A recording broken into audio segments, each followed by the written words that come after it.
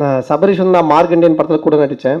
தன்னுடைய அப்பாவோட பேர் கண்டிப்பாக ஒரு நல்ல முறையில் வாங்கி கொடுக்குற ஒரு மகனாக இருப்பான்றதுல எந்த ஒரு டவுட்டுமே இல்லை. அந்த படம் நடிக்கும்போது எனக்கு தெரியும். ஏன்னா அவருடைய பாதி விஷயங்கள், ஏன்னா அவங்களோட ஓன் ப்ரொடக்ஷன், ஒரு டீம் அந்த காட்டுக்குள்ளே போய் எடுத்தோம். அந்த காடுனா சாதாரண காடு இல்லை, என்ன சொல்கிறது, வீரப்பனே அந்த காட்டுக்குள்ளே இருந்திருக்க மாட்டார். அவ்வளோ ஒரு டீப்பான காடு அது. அதுக்குள்ளே நாங்கள்லாம் போய் இருந்து அங்கேயே ஒரு சமையல் எல்லாமே யூனிட் போட்டு எல்லாருக்கும் டாய்லெட் எல்லாமே கட்டி கொடுத்து அதுக்கு ஏசி ஃபிக்ஸ் பண்ணி அதுக்கு கரண்ட் எடுத்து ரொம்ப கஷ்டப்பட்டு அப்பாவும் பையன் 2 பேர் தானே அவங்களோட ப்ரொடக்ஷன்றதுனால.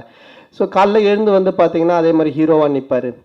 ஸோ எதுக்காக சொல்ல வரேன்னா, இன்றைக்கி பார்த்தீங்கன்னா 10 மாதம் நம்மளை சுமந்து பெற்றெடுக்கிறது அம்மானாலும் இனிஷியல் வந்து அப்பா தான் போடுறோம். என்ன காரணம்னா எல்லா குழந்தைகளுமே ரோல் மாடல் அவங்க அப்பா தான். அவங்க அப்பா எப்படி இருக்காங்களோ அதை பார்த்து அவன் வளருவான். நான் வந்து எங்கள் அப்பாவை பார்த்துருக்கேன். எங்கள் அப்பா எனக்கு சின்ன வயசுலேருந்தே வந்து பயங்கர ஜாலியாக பேசுவார், நக்கல் பண்ணுவார், எப்போவுமே ஒரு என்டர்டெயின்மெண்ட்டாகவே இருப்பார். வீட்டில் இந்த சண்டை, எங்கள் அப்பாவுக்கு எந்த பழக்கமும் கிடையாது, குடி கிடி சிகரெட் எதுவுமே கிடையாது. ஸோ அவரை பார்த்து பார்த்து வளரும்போது எனக்கு ஒன்லி ஜாலி மட்டும்தான் மைண்டில் இருக்கும். ஏன்னா அவர்கிட்ட ஒரு 10 பசங்க வேலை செஞ்சுட்டு இருந்தாங்க. அவர் வந்துட்டு பில்டிங் கான்ட்ராக்டர். ஸோ அங்கே கொளுத்து வேலை செய்கிறவங்க, தச்சு வேலை செய்கிறவங்க எல்லாருமே வரும். அவங்களோட உட்காந்துட்டு அப்படி ஒரு அரட்டை அடிப்பார், அவ்வளோ ஜாலியாக இருக்கும்.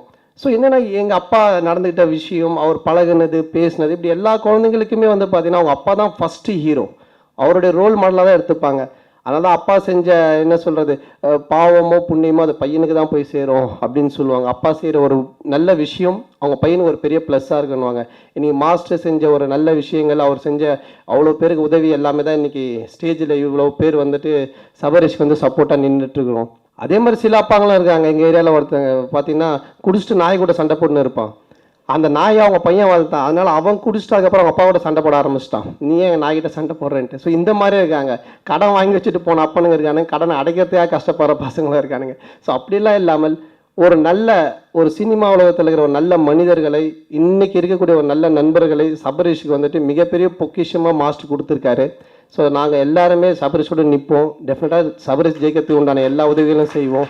நான் இந்த படத்தில் நடிக்கலனாலும் என்னுடைய படம் வெளியே வந்தால் ரசிகர்களாக நீங்கள் எப்படி அதுக்கு ஒரு வரவேற்பை தந்து வந்து ஃபஸ்ட்டு டே ஒரு ஓப்பனிங் கொடுத்து பார்க்குறீங்களோ அதே மாதிரி தம்பி படத்தையும் பார்க்கணுன்னு மீடியா மூலமாக எல்லாத்தையும் நான் கேட்டுக்கிறேன்.